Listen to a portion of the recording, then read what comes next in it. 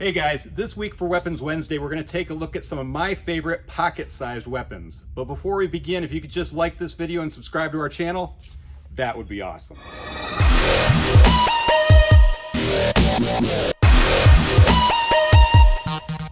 So the reason I'm making this video this week is for a very important purpose. A couple of weeks ago here in Phoenix, there was a lady who was brutally attacked by a guy with a baseball bat. She was walking down a trail in the Phoenix area, and a guy kind of came out of nowhere with a baseball bat who was high on drugs, on acid, on crystal meth, and just beat the heck out of her. And so I was thinking to myself, what would I advise my mom to do in a situation like that? What would I want my mom to actually carry so that she could be protected if she was ever attacked by someone on drugs like that? So the first item I started thinking about was pepper spray. For someone who's never trained in self-defense before, who doesn't know how to use weapons properly, pepper spray is really the most obvious solution. And we carry a whole bunch of different pepper sprays, but this one in particular is the one I advise my mom to use. This is a hidden blade pepper spray, otherwise known as strike and spray. And what's unique about it is it has this little hidden blade at the bottom of it.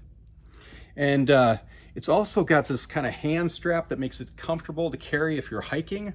But what's great about it is, let's say someone just comes out and attacks you out of nowhere and you had no time to get the pepper spray ready and spray them from a distance. You have this little blade that you can use to strike them out of the way and then spray them with the pepper spray. Or if you spray them with the pepper spray and they're still coming at you, you have the ability to use a strike with the blade to push back your attacker. So in my opinion, this is an awesome weapon, and it's taken pepper spray to a whole new level. So this would be the weapon that I'd advise my mom to use if she was actually hiking in an area where she could be attacked. But let's look at some other pocket-sized weapons that we can use to protect ourselves. So the second thing I started thinking about were these little keychains. There's all kinds of little self-defense keychains that are available to you, but there's this one in particular that came out recently called the My Kitty keychain. And it's kind of cool. It's made in America, and it's just a really thin piece of plastic. So if you look at that, that's extremely thin. And what's nice about that is it fits in your pocket, and you can't even tell I have it, which is great. But if you ever needed it, you just put your fingers in there and you've got a weapon that you can use to protect yourself with. Now, one of the things I should probably mention is that there are a lot of laws around these things. And to me, it's a little bit sad because something like this is clearly a self-defense weapon, but in a lot of states and a lot of cities, they're categorized as a brass knuckle weapon. And you know, the number of times I've been attacked in my life with weapons, it's always been knives or guns. In fact, last time someone attempted to rob me, it was using even a screwdriver. But no robber, no person who's going to assault people are going to be carrying something like this. To me, this is clearly a self-defense weapon, and you know, just check your local laws, be careful about it. But this is honestly something that I think could be very effective if you were ever attacked. What's great about this is it's a really strong piece of plastic. It's made in the US, it's fairly inexpensive, and you know, you've got yourself something that you could strike with if you had to. So I love weapons like this. I think they're really cool. But let's look at some bladed weapons because you know, a lot of people who are watching this video are gonna think to themselves, well, why wouldn't I just carry a knife or something? You know, and I get that. That makes sense to me. Now, the thing about bladed weapons is that they are very effective, but the problem is you have to really know how to use them for them to be effective.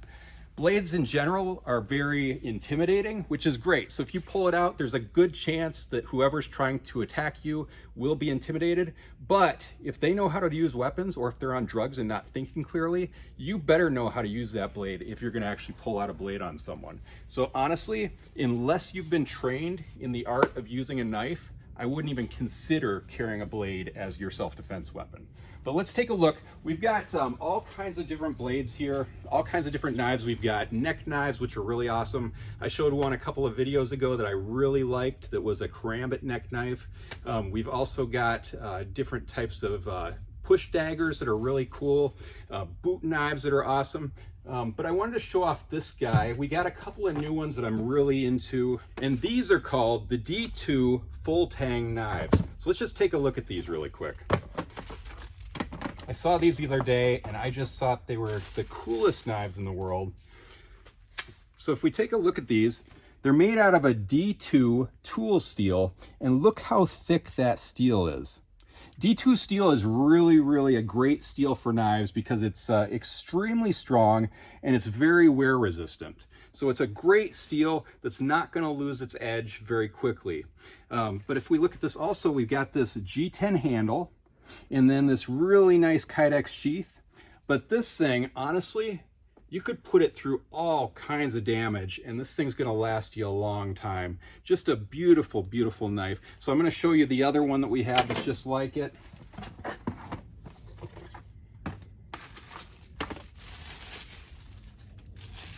All right, this is just a little bit smaller version of it.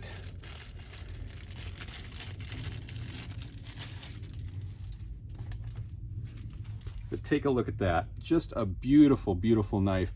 This D2 tool steel is so awesome. Just very thick steel on this thing. I'm super into this knife. And what's great about it is this guy in particular is definitely pocket sized. Just a wonderful knife to carry around. But again, bladed weapons probably aren't your best bet for self-defense unless you've been really trained in them. So I kind of want to take a look at some impact weapons because I think impact weapons might be a little better for someone who hasn't trained in knife defense. So let's take a look. Actually, I've got one right here. This is the Manriki chain. I bet you didn't think I was going to pull this guy out. So a Manriki chain is basically just a chain that has these two fundos at the end, or weights. And what's great about them is that they're small enough to fit in your pocket, but you can also strike with them, and you can use them to swing at someone who's attacking you. But there's something that's really important that you have to keep in mind if you're going to use a weapon like this. And we're just going to go out here because there's a little more space.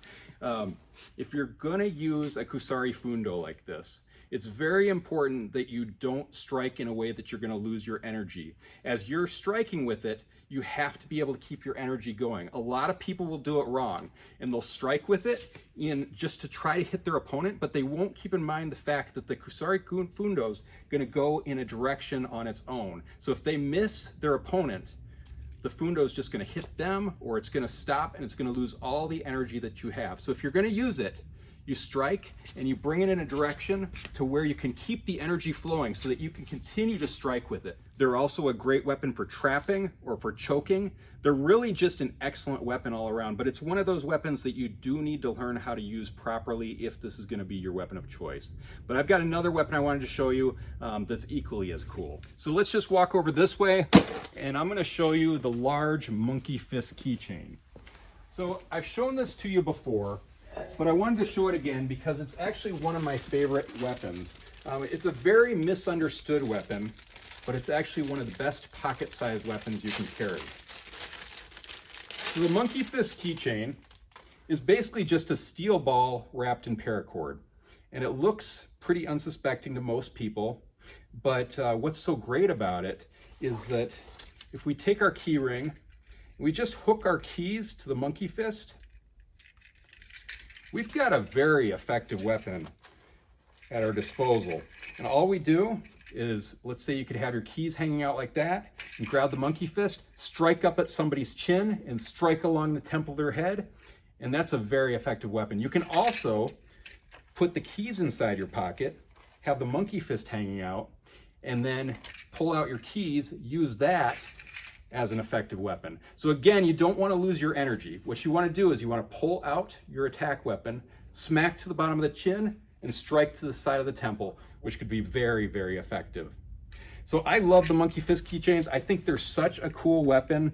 But again, this is one of those weapons that you really have to get to know, and it's important to be trained in them. Otherwise, it's going to be useless. A weapon is only as good as the person who's using it, and that's a very important statement to keep in mind. So any weapon that you decide to carry is something that you have to train with. Well, let's go look at a couple more impact weapons that I've been thinking about, and I think I'll just take you over to the area where we keep most of our batons and things. All right, so in our stun gun / baton room, the first thing I wanted to show you guys is the slapjack. So slapjacks are a great weapon. Again, this is another one of those misunderstood weapons. It's actually Really, really cool. So we've got slapjacks, which are these guys, a little bit thinner, and basically it's a piece of metal that's covered in leather. And then we also have blackjacks, which are slightly different. Let's open one of these guys up. But again, it's a piece of metal covered by leather, but the difference is that it's got a spring in it. So a blackjack is slightly different from a slapjack, but let's take a look at the slapjack first. So a slapjack is kind of nice. You just kind of put your hand through the hand strap, and then you've got a weapon that doesn't feel like it's overly effective, but that was actually really painful on my hand. So the way that you would use it is if you were pulling it out, you could have it in your back pocket, you could have it in your side pocket. It's pretty small and unsuspecting. And if you had to pull it out, again, what you'd probably do is you'd strike to the bottom of the chin, and then you could rake the face and strike along the mandibular angle. If you can hit this part right below the ear and fracture that jaw, it's gonna do some major, major damage. But again, that's what training's for. It's important that you work with an instructor so that you get that stuff down. And again, just like the slapjack, the blackjack is very similar, but it's got that little bit of extra recoil that's going to give you a little more energy in your strike. So both of these weapons are very, very effective if they're used properly. But again, a weapon is only as good as the person using it. So I would only choose these weapons if you're actually going to take the time to learn how to use them. And there's all kinds of laws around these weapons and all the other weapons that I'm showing you. So just make sure you check your local laws before carrying anything like this. So, okay, I'm gonna put those guys away, and let's look at, we're looking at pocket weapons. So I'm gonna grab one of these pocket batons. These things are sweet. This is a tiny, tiny little baton. So it's funny, whenever people buy batons, we get calls all the time, what baton should I buy? And that's a great question because most people think that it's better to buy a longer baton. And I get that. Like, we've got 32-inch batons, and it makes sense to carry a long baton like that because you want to put as much distance between you and your attacker as possible. That makes sense to me. I get it. But there's something to be said for these little tiny batons. For one, I mean, that just fits so nicely in my pocket. Nobody's ever going to know that's there.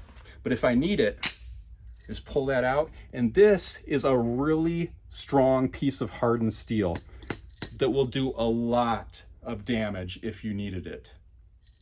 I love these things. I think they're so cool. So this is the pocket baton. We also have an automatic pocket baton.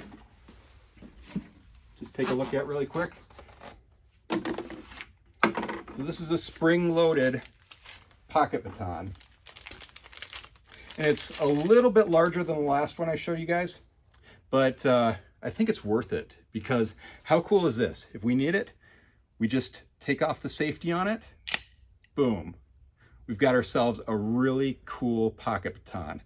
So I love this thing. What's great about this is it's got this really comfortable grip on it, and then it's got this window breaker if you need the window breaker, but the baton itself is really strong.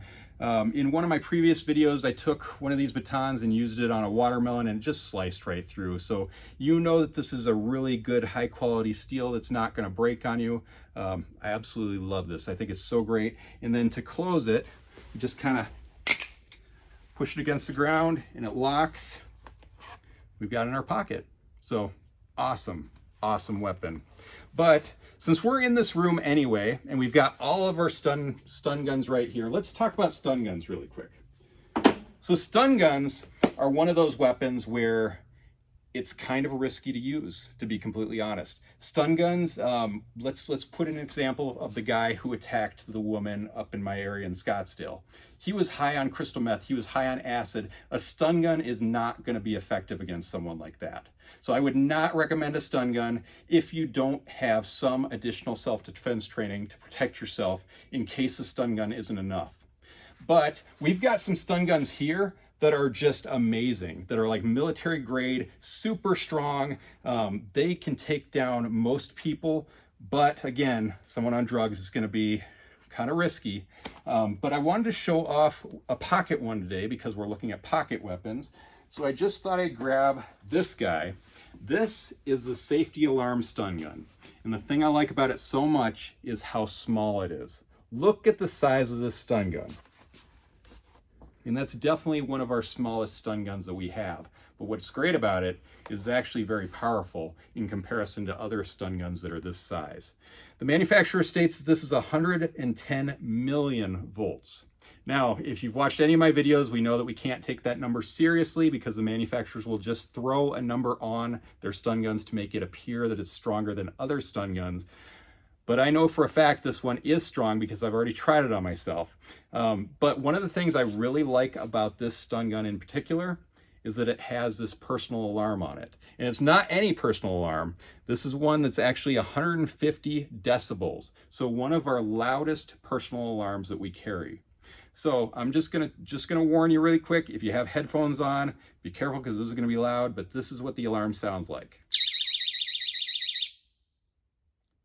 It's really loud.